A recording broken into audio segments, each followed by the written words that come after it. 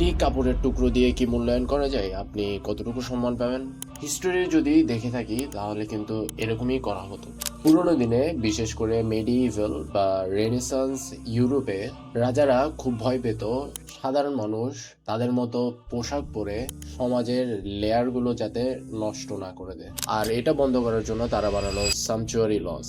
এই ল এর কাজ কি ছিল জানেন? আপনার ধর্ম, ক্লাস বা ইনকাম অনুযায়ী আপনি কি কাপড় পরবেন সেটা আইন দ্বারা ঠিক করে দেওয়া হতো।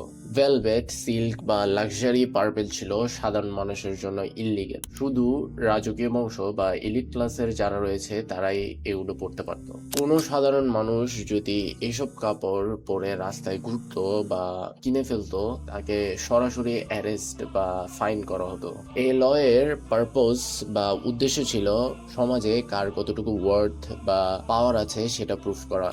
ভিজুয়াল আইডেন্টিটি দিয়ে যে মানুষের মধ্যে ডিভাইড বা বিবাদ সৃষ্টি করা যায় এটার মতো বড় উদাহরণ আর হয় না। যদিও পার্সোনালি আমি বিলিভ করি যে সামচুয়ারি লস এর কিছু ইম্প্যাক্ট স্টিল আমাদের সাবকনশিয়াস মাইন্ডে আছে। আপনাদের কি মতামত সেটি কমেন্টে জানাতে পারেন। আর এরকম কিছু ইন্টারেস্টিং ফ্যাশন ফ্যাক্টস জানতে পেজটি ফলো দিয়ে রাখুন।